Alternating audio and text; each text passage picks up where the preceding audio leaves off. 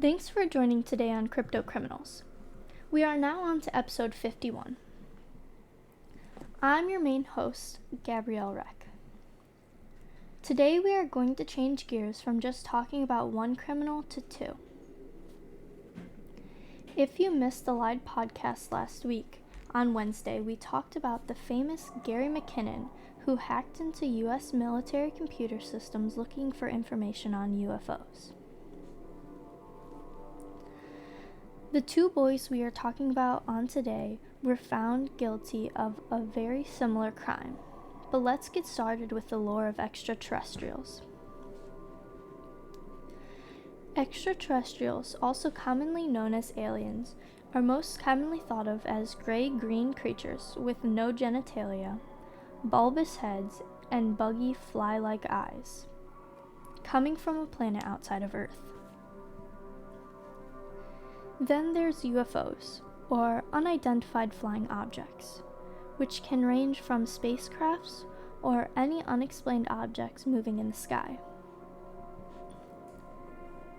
Many people around the world believe in aliens or other intelligent beings that aren't from our planet. This may have sprouted from the subculture of media with video games and movies involving these beings, or from those who have witnessed it in real life, such as the reported abductions. And our goal, like Matthew Bevin and Richard Price, and many others, is to prove that there is something else out there besides us. Kuji, Matthew Bevin's hacker handle, was born on June 10th in 1974 in Cardiff, United Kingdom, who worked as an information technology technician. His setup included a Commodore Amiga 500 and 1200, some headphones, and a telephone line, which is just as archaic and minimal as it sounds, although during his time it was pretty high-end, especially for being in the UK. At the mere age of 21, in 1994, Matthew changed his course of life, hacking into the files of Griffiths Air Force Base Research Laboratory in Rome, New York, which is a security laboratory whose mission was to find advancements in system sciences and technology in order to meet the requirements of air forces and its transition to air and space system, which made it a perfect target if anyone knew anything about UFOs or extraterrestrial life forms, leaving it with a red X on for those wanting answers. Misinformed, the U.S. Senate were originally under the impression that the breaches in security were done by highly skilled foreign agents, which led Matthew to be accused of mounting an information warfare. But Matthew Bevin opposed this. He knew this wasn't true. It wasn't what he stood for, nor his goals. He said that he was simply just a boy who was bored in his room that wanted to find proof of UFOs and aliens, which I'm pretty sure many of us listening can connect with. But perhaps his obsession blossomed from the fact that he was bullied and felt ostracized by his peers during childhood, and he felt the need to find something to fill his time while being alone.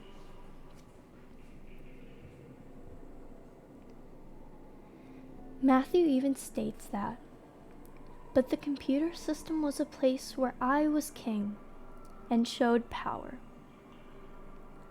He also states, in the real world, I had no one, and I was quite defenseless. I didn't deliberately cause any damage, which didn't seem like he did at all. Yet this information wasn't enough to stop the United States from finding out that their information was no longer confidential. This led to the British police tracking Matthew down at work and arresting him. And according to Supervisory Special Agent Jim Christie, Matthew was one of the two hackers said to have nearly started a third world war. Matthew states, "In my cynical view, the powers that decided we will have you too and make a good example of you," which is also referencing to the charges put against Richard Price, which we will talk about later. But from a citizen's view, was what Matthew was doing really that bad? Matthew to this day believes that his arrest was politically motivated, suggesting hacking cases making headlines when companies want funding to fight cybercrime.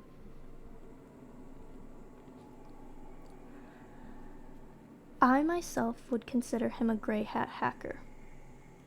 Yes, I will not deny the fact that he hacked into the security system of the United States and of Rome, but his reasons were not to cause trouble, rather to prove something that really shouldn't be hidden by the government if it exists. How much of the information is out there that we,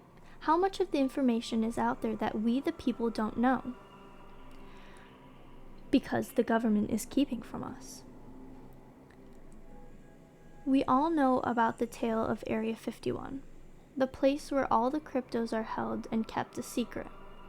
But what if it wasn't just a tale? What if mermaids, Bigfoot, the Loch Ness Monster, and aliens all did really exist and are being kept from us? An example is just like the raids of Area 51 causing a total uproar for the government to the point that they genuinely feared the idea of the raid. But in reality, it started off as just a mere joke and was never meant to challenge the government. But for Matthew, thankfully, the case against him and the allegations finally died down. And in 1997, the case fully collapsed after the judge was informed that he posed no threat to national security. Although Matthew admits that he enjoyed hacking, he described it as a total adrenaline rush. He also explained that it becomes addictive, and once he found out that he could hack into one site, he wanted to see how far he could go and what big goals he could set to hack. Such as the game he and his friends would play to see in the time limit of 2 hours how many sites they could hack. Although it was under the main goal of proving UFOs and extraterrestrial life exists and that our world has come in contact with them.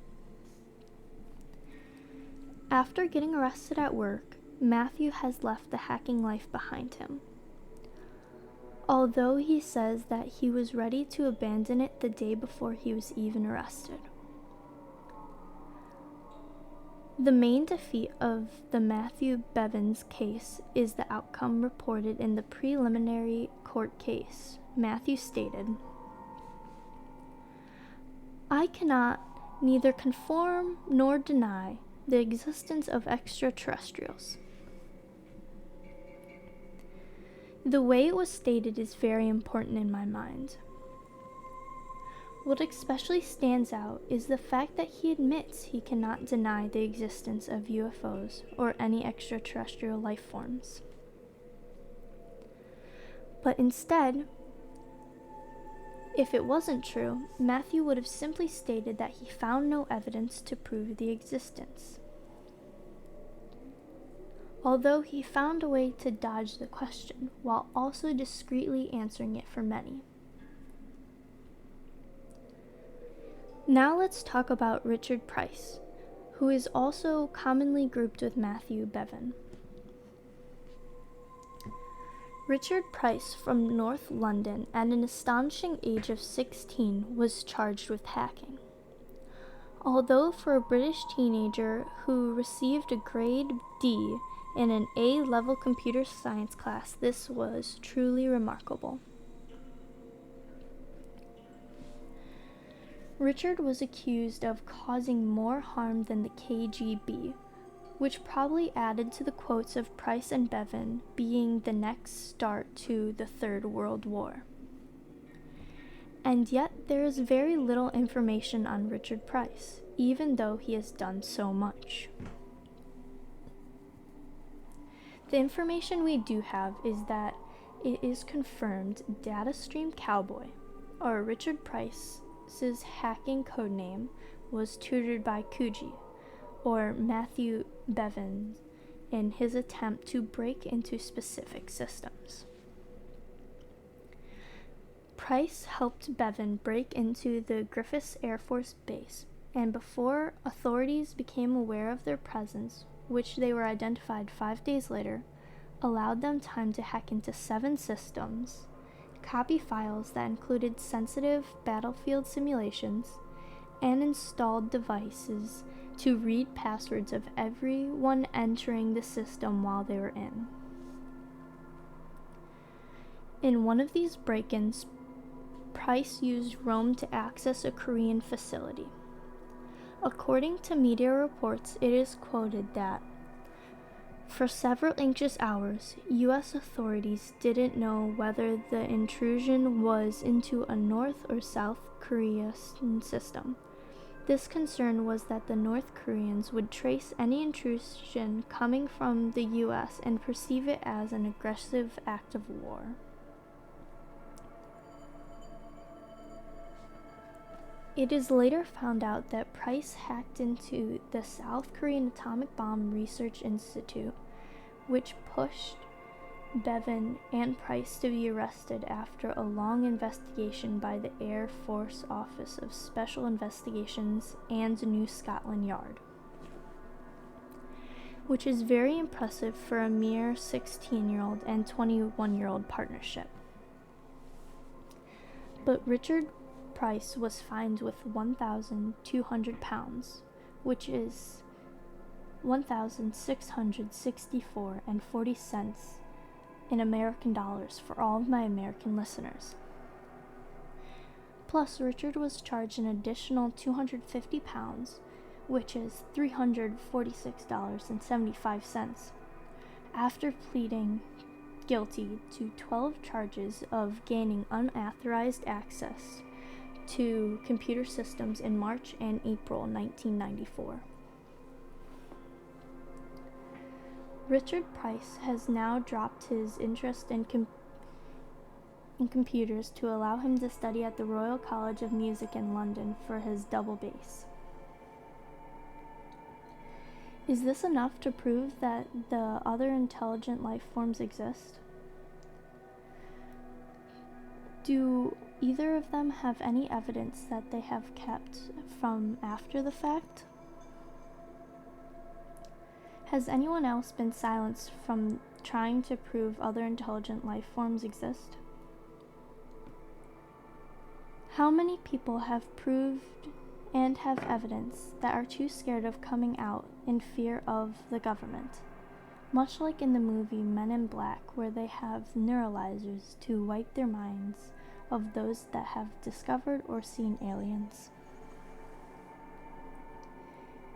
Has anyone been permanently silenced due to the discovery of a crypto?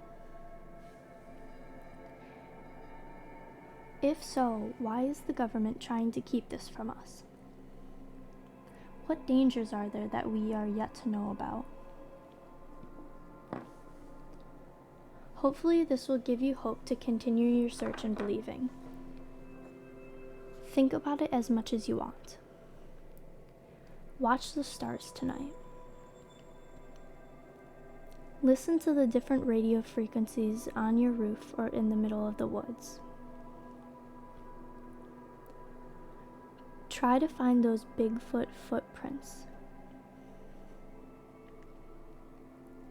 Set up tracking cameras in the woods. Go camping in sighting areas. You have the power to prove that they are real and among us. I'm Gabrielle Reck, and thank you for tuning in and listening to Crypto Criminals. Join us again next week for another special episode.